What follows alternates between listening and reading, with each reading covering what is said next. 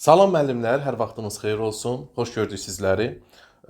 Bugün 14 iyul MİQ imtahanı keçirildi informatika müəllimlərinə. Hal-hazırda da ibtidai sinif müəllimləri imtahandadır. Deməli bugün informatika müəllimlərinə düşmüş suallara baxacağıq. Bəzilərinə müdavimlər yadda qalanları deyiblər və həmin o yadda qalan sualları sizlərə izah edəcəm. Kanala abunə olmağı və videonu bəyənməyi unutmayın.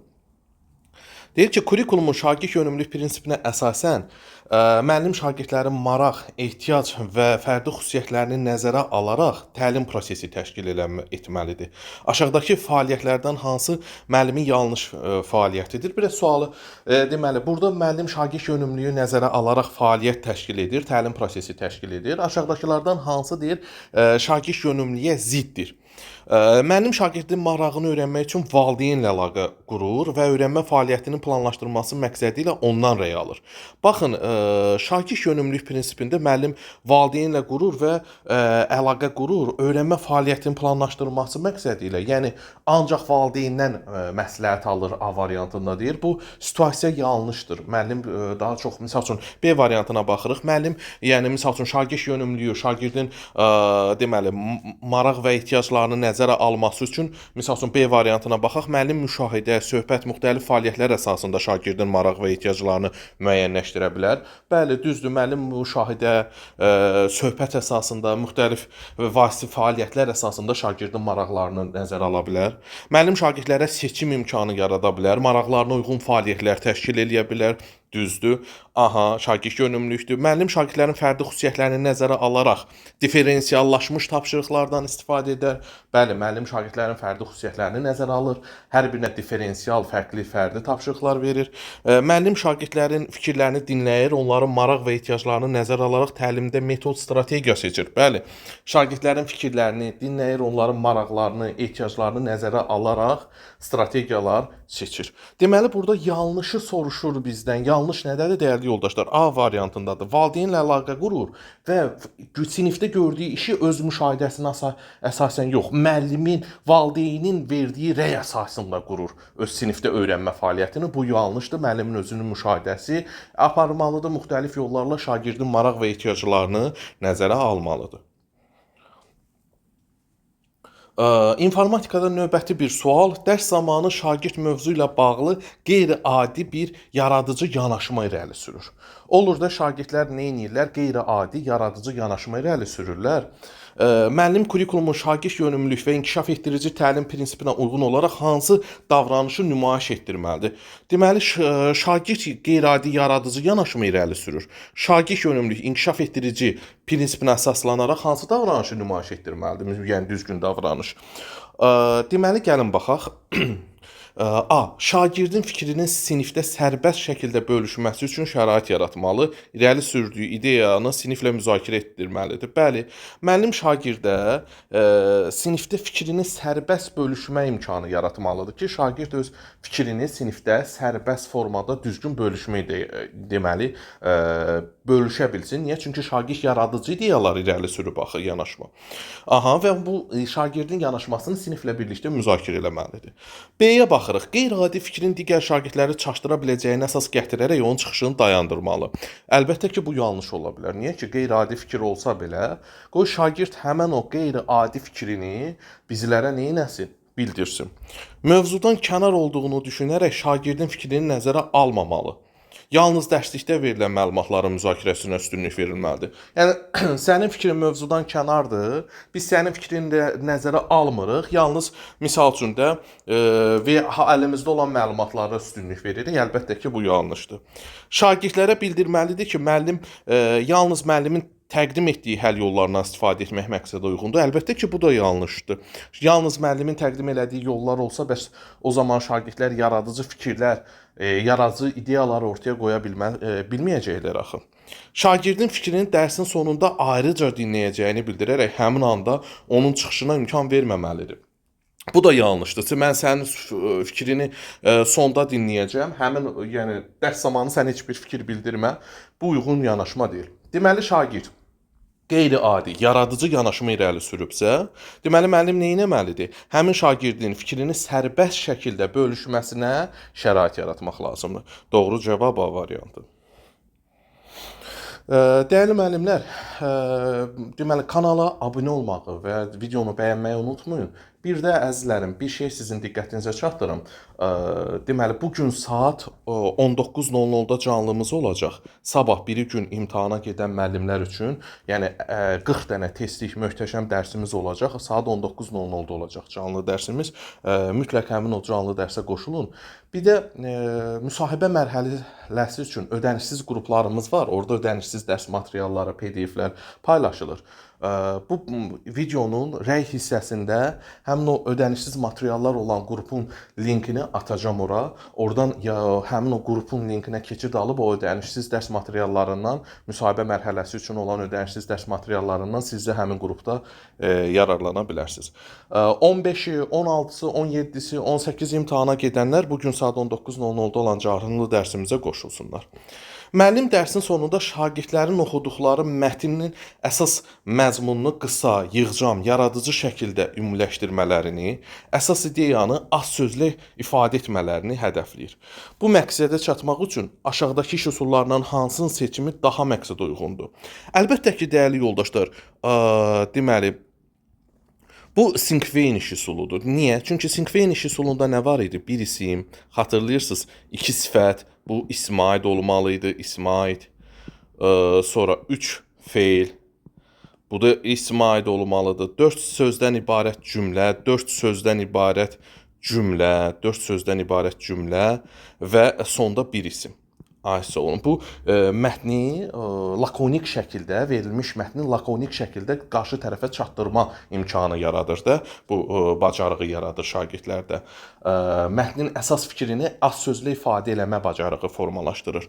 Müəllim də şagirdlərə əsas fikri, əsas məzmunu az sözlə qısa, yığcam, yaradıcı şəkildə ümumiləşdirmək üçün Sinkveyn iş üsulundan istifadə edə bilər. Bir isim, iki sifət, 3 feil, 4 sözdən ibarət cümlə və bir isim vasitəsilə bunu ümumiləşdirə bilər. Doğru cavab olacaq A variantı.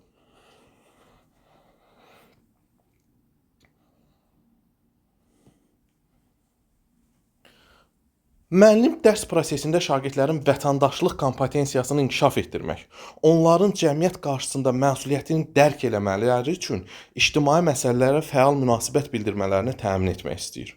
Baxın, şagirdlərdə vətəndaşlıq kompetensiyasını inkişaf etdirmək istəyir. Onların cəmiyyət qarşısında məsuliyyətini dərk eləmələrini, ictimai məsələlərdə fəal münasibət bildirməsini istəyir. Müəllim bu məqsədə nail olmaq üçün aşağıdakı fəaliyyətlərdən hansını etməsi daha məqsədə uyğundur? Yəni şagirddə fəal vətəndaşlıq mövqeyi formalaşdırmaq üçün müəllim hansı fəaliyyəti etməlidir? Gəlin baxaq. Deməli A variantına baxırıq. A'da deyir ki, şagirdin sosial cəmiyyətdə, deməli, sosial cəmiyyətdə həyata keçirilən fəaliyyətlər, ictimai məsələlərlə bağlı müzakirələr aparılır. Sosial cəmiyyətlə bağlı müzakirələr, ictimai məsələlərlə bağlı müzakirələr fikirlərinə əsaslandırır, öz mövqeyini arqumentlərlə müdafiə edir. Bəli, şagird sosial məsələlər, sosial nədir? Bizim hər birimizi, bütün vətəndaşları, deməli, bütün vətəndaşlara aid olan məsələlər, ümumi olan məsələlər sosial məsələlərdir. Sosial məsələlər, ictimai məsələlər, hamını maraqlandıran məsələlərlə bağlı müzakirələr aparır, müxtəlif fikirlər əsaslandırır, öz mövqelərini arqumentlərlə müdafiə edirlər. Bəli, bu vətəndaşlıq mövqeyidir. B-yə baxırıq. Müəllim şagirdlərə müxtəlif rəqəmsal platformalardan istifadə etmələri. Baxın, bu rəqəmsal savadlılıq kompetensiyasıdır. Rəqəmsal platformalardan istifadə etmə. Müəllim şagirdlərə xarici dildə dialoqlar qurmaq. Bu xarici dil bilmə, çox dil bilmə kompetensiyasıdır dəyərli yoldaşlar. Bu çox dilli kompetensiyasıdır. Şagirdlərə müəllim yeni ideyalar hazırlamağı, layihələr hazırlamağı, yeni ideyalar, layihələr, innovativ həll yolu, ideya tapmaq təşəbbüskarlıq kompetensiyasıdır, sahibkarlıq kompetensiyasıdır. Öz öyrənmə prosesini şagirdlər formalaşdırır. Bu da şəxsi sosial öyrənməyi öyrənmək kompetensiyasıdır. Burada yanlışı daha məqsədə uyğunu soruşur bizdən. Daha məqsədə uyğun olan hansındadır dəyərli həmkarlarım? Daha məqsədə uyğun olan A variantındadır.